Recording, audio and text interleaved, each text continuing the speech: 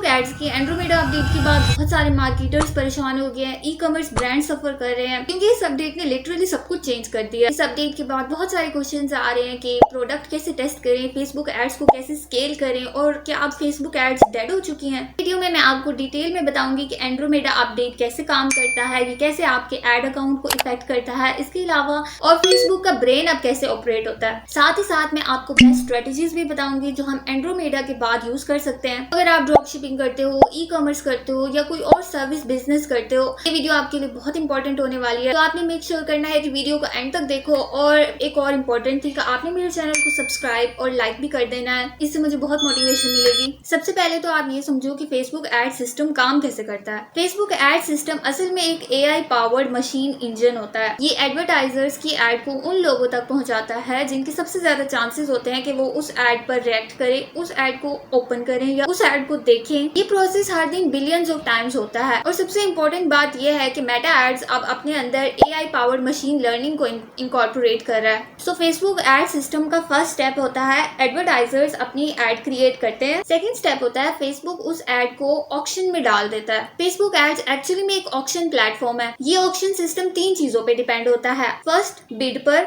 मतलब आप कितना पे करने के लिए रेडी हो, एडवर्टाइजर्स कितना स्पेंड कर रहे हैं, आप कितने पैसे लगा रहे हो अपनी एड पर, इस पर डिपेंड होता है। इसको कहते हैं बिड। सेकंड है एस्टिमेटेड एक्शन रेट, मतलब कि यूजर के कितने चांसेस है कि वो उस एड पर क्लिक करेगा, उसे देखेगा या उस पर रिस्पॉन्स करेगा, कुछ बाय करेगा, तो हम इसको कहते हैं एस्टिमेटेड एक्शन रेट। थर्ड है एड क्वालिटी, मतलब आपकी एड की क्वालिटी बहुत अच्छी होनी चाहिए। क्वालिटी में ये आ जाता है कि आपकी एड कितनी रेलिवेंट है, कितनी इंगेजिंग है। थर्ड स्टेप होता है AI learns from user behaviour. User behaviour का मतलब होता है कि यूजर कोई प्रोडक्ट खरीदता है या कोई क्लिक करता है या कोई इंगेजमेंट शो करता है, फेसबुक इस डेटा को ट्रैक करता रहता है और AI के सिस्टम में डालता रहता है। फिर फेसबुक के अंदर अपना एक डेटा होता है, उसे पता होता है कि कौन से लोग ज्यादा क्लिक कर सकते हैं, कौन से लोग बाय कर सकते हैं। इस तरह से इसका ब्रेन डेवलप होता रहता है। तो यही सिस्टम होता है फेसबुक एड्स का। अब बात करते हैं कि एंड्रोमेडा अपडेट के बाद क्या चेंज हुआ है, क्या इंपॉर्टेंट स्टेप्स हैं जो अब लेने हैं और कौन से ऐसे स्टेप्स हैं जिनको अब नहीं लेना। अब एंड्रोमेडा के बाद सबसे इंपॉर्टेंट चीज जो है वो है क्रिएटिव। अब फेसबुक एड्स का सिस्टम डाइवर्स क्रिएटिव्स को रिवॉर्ड करता है और सिमिलर क्रिएटिव्स को फ्लैग कर देता है। अगर आपकी भी परफॉर्मेंस रिसेंटली गिर गई है तो इसका मतलब साफ है कि आपकी टारगेटिंग का मसला नहीं है, आपकी क्रिएटिव्स का मसला आ रहा है। अब देख लेते हैं टारगेटिंग के नए सिस्टम को। पहले क्या होता था, आप करते थे स्पेसिफिक टारगेटिंग करते थे, मतलब आप स्पेसिफिक ऑडियंस को टारगेट करते थे। फॉर एग्जांपल आपका कोई स्किन केयर ब्रांड है, आप उसमें क्या करते थे, आप पहले नैरो टारगेटिंग करते थे। आप एज बताते थे कि भाई 20 और 40 की एज हो, लोकेशन बताते थे जैसे लाहौर, इसके अलावा आप अपना इंटरेस्ट बताते थे जैसे कि स्किन केयर।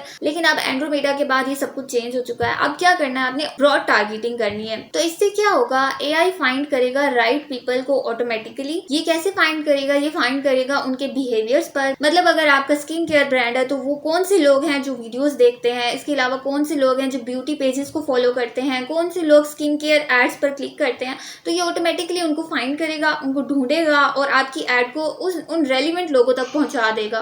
तो टारगेटिंग इस तरह से चेंज हो चुकी है। इसके अलावा अब क्रिएटिव टेस्टिंग का सिस्टम भी टोटली चेंज हो चुका है। पहले आप क्या करते थे, पहले आप छोटी छोटी चीजें टेस्ट करते थे, छोटी छोटी चीजें चेंज करते थे, लेकिन अब ऐसे नहीं चलता। अब क्रिएटिव्स मोस्ट इंपॉर्टेंट हो चुके हैं मेटा एड्स में। एंड्रोमेडा से पहले क्या होता था, टारगेटिंग सबसे इंपॉर्टेंट होती थी, लेकिन अब क्रिएटिव्स इंपॉर्टेंट हो चुके हैं। क्रिएटिव्स क्या होते हैं, क्रिएटिव्स होते हैं आपका ad content, for example videos, photos, images, इसके अलावा आपकी हेडलाइंस, आपके मैसेजेस, आपकी हुक्स। अब क्या होता है, अब फेसबुक का AI ही आपके क्रिएटिव्स को टेस्ट करता है, देखता है कि कौन से क्रिएटिव्स हैं जो बेस्ट है और वो कन्वर्ट भी हो रहे हैं। इसके अलावा किसको कौन सा क्रिएटिव दिखाना है और किस क्रिएटिव को स्केल करना है, किसमें ज्यादा बजट एलोकेट करना है, ये सब कुछ अब AI करेगा। अगर अब आपके एड्स फेल हो रहे हैं तो इसका मतलब यही है कि आपके क्रिएटिव्स जो है ना वो वीक है, या फिर आप सिमिलर क्रिएटिव्स बार बार यूज कर रहे हैं। इसके अलावा आपकी ओल्ड क्रिएटिव स्ट्रेटेजीज भी अब बिल्कुल काम नहीं करेंगी। पहले लोग क्या करते थे, छोटे छोटे चेंजेस करते थे, जैसे एक ही वीडियो पर हेडलाइन को चेंज कर देते थे, प्राइमरी टेक्स्ट को चेंज कर देते थे या हुक चेंज कर देते थे। पहले तो ये काम कर जाता था, लेकिन अब ये काम नहीं करता था। अब फेसबुक को लगता है कि ये सारी एड्स एक जैसी हैं। अगर आप इस तरह की क्रिएटिव स्ट्रेटेजीज को अभी भी यूज कर रहे हो ना, तो इससे आपकी परफॉर्मेंस ड्रॉप हो जाएगी। अब फेसबुक को क्या चाहिए, अब फेसबुक को चाहिए क्रिएटिव डाइवर्सिटी। अब फेसबुक को चाहिए डिफरेंट टाइप्स ऑफ एड्स। सिर्फ स्मॉल चेंजेस नहीं चाहिए, उसे कम्प्लीटली डिफरेंट क्रिएटिव्स चाहिए, कम्प्लीटली डिफरेंट कॉन्सेप्ट्स चाहिए। अब इन कॉन्सेप्ट्स का मतलब क्या होता है, आप ये सारे सारे क्रिएटिव्स बना सकते हो। फॉर एग्जाम्पल आप फर्स्ट बना सकते हो एक टेस्टिमोनियल वीडियो, जिसमें क्या होता है कि कस्टमर आपके प्रोडक्ट के बारे में बात कर रहा होता है, उसके बारे में रिव्यू दे रहा होता है। इसके अलावा आप इंटरव्यू स्टाइल वीडियोस बना सकते हो, जिसमें आप क्वेश्चन पूछ रहे होते हो। यूजीसी वीडियो बना सकते हो, मतलब यूजर जनरेटेड कंटेंट क्रिएट कर सकते हो।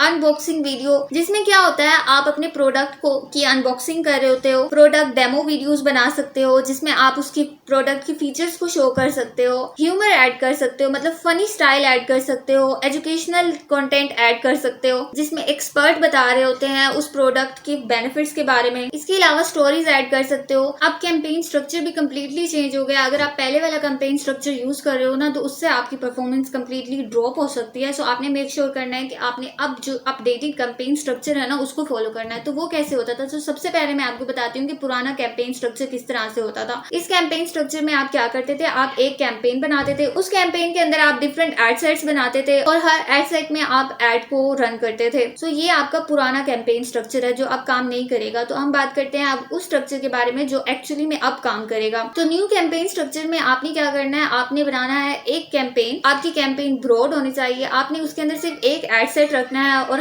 एक एड सेट के अंदर आपने मल्टीपल क्रिएटिव्स को टेस्ट करना है। क्रिएटिव्स के अंदर आपने डिफरेंट स्टाइल्स और डिफरेंट कॉन्सेप्ट्स को यूज करना है। सो आपने मल्टीपल क्रिएटिव्स को यूज करना है और एक ब्रॉड एड सेट बनाना है। अब बात करते हैं कि मल्टीपल क्रिएटिव्स बनाना क्यों जरूरी है। क्योंकि अगर आप एक कैंपेन के अंदर सिर्फ एक एड को ऐड करेंगे तो उससे क्या होगा, एआई टेस्टिंग नहीं कर सकेगा, कंपेयर ही नहीं कर सकेगा कि कौन सी एड बेस्ट परफॉर्मिंग है, कौन सी लो परफॉर्मिंग है। सो इससे आपकी परफॉर्मेंस ड्रॉप हो जाएगी। लेकिन अब आपने क्या करना है, आपने एक कैंपेन के अंदर 10 एड्स को टेस्ट करना है। तो एआई क्या करेगा, इससे विनर एड को फाइंड कर सकेगा और फिर इस विनर एड को स्केल कर सकेगा। आपने डिफरेंट क्रिएटिव्स तो बना लिए, लेकिन अब आपने एक और इम्पोर्टेंट चीज को भी ध्यान रखना है, वो है डिफरेंट क्रिएटिव्स कॉन्सेप्ट्स। वो क्या होते हैं, फॉर एग्जाम्पल आपका एक फिटनेस प्रोडक्ट है तो आप उसके बारे में डिफरेंट कॉन्सेप्ट्स बनाएंगे। आप बनाएंगे before and after transformation videos. इसके अलावा आप बनाएंगे प्रोडक्ट की फोटो, उसके साथ उसके बेनिफिट्स, और बनाएंगे आप 10 सेकेंड वर्कआउट वीडियो बना सकते हैं। आप कस्टमर टेस्टिमोनियल वीडियो बना सकते हैं। इसके अलावा आप 30 डे चैलेंज वीडियो बना सकते हैं। ये सारे कंसेप्ट्स मिलकर आपके क्रिएटिव्स को रिच करेंगे, आपकी क्रिएटिव डाइवर्सिफिकेशन को इंक्रीज करेंगे। ये सारे तो हो गए आपके क्रिएटिव्स के कॉन्सेप्ट्स। लेकिन अब आपने इन क्रिएटिव्स के कॉन्सेप्ट्स के अंदर डिफरेंट मैसेजेस को ऐड करना है। वो आप कैसे करेंगे, आपने मैसेजिंग वैरायटी यूज करनी है। फॉर एग्जाम्पल आपका कोई एक्नी का प्रोडक्ट है, इसके बारे में आप डिफरेंट मैसेजेस को ऐड कर सकते हैं अपने क्रिएटिव्स में। फॉर एग्जाम्पल आप इमोशनल मैसेज दे सकते हैं कि मैंने ये प्रोडक्ट यूज किया और अब मेरी एक्नी बिल्कुल खत्म हो चुकी है, तो मैं फाइनली कॉन्फिडेंट फील करती हूँ। तो ये आ गया आपका इमोशनल मैसेज। इसके बाद आप रैशनल मैसेज दे सकते हैं। फॉर एग्जाम्पल आप एक्नी को रिड्यूस करने के क्लिनिकल प्रूवन मेथड्स को बता सकते हैं।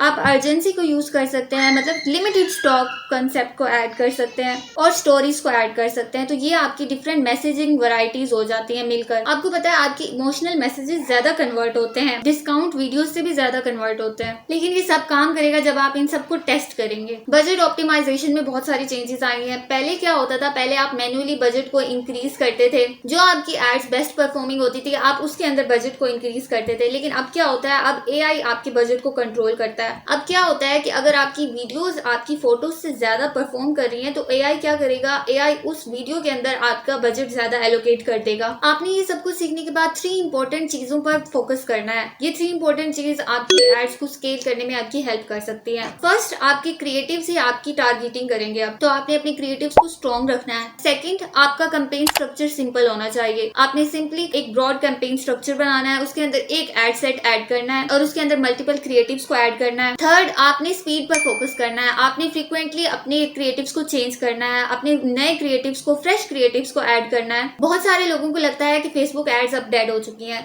लेकिन वो इसलिए उनको लगता है क्योंकि वो कोल्ड टारगेटिंग मेथड्स को फॉलो कर रहे हैं, बहुत स्मॉल क्रिएटिव्स को यूज कर रहे हैं और बहुत सारे एड सेट बना रहे हैं। इससे क्या हो रहा है, उनकी एड्स बिल्कुल वर्क ही नहीं कर रही। लेकिन मैं आपको ये बात बता दूं कि जो लोग न्यू क्रिएटिव स्ट्रेटेजीज को यूज कर रहे हैं उनकी एड्स स्केल हो रही हैं। अगर आप पुराने सिस्टम पर फोकस करते रहोगे तो डेफिनेटली आपके पैसे जाया होंगे। सो आपने फोकस करना है न्यू सिस्टम पर। आप नए सिस्टम पर जितने जल्दी शिफ्ट हो जाओ इतना ही अच्छा है। आप थोड़ा एआई पर ट्रस्ट करना शुरू कर दो, क्योंकि अब यही तरीका है फेसबुक एड्स रन करने का 2026 में। अगर आपको ये वीडियो अच्छी लगी हो तो प्लीज लाइक दिस वीडियो और कमेंट में बताओ कि आपका एक्सपीरियंस कैसा है एंड्रोमेडा के बाद। मिलते हैं नेक्स्ट वीडियो में। अल्लाह हाफिज।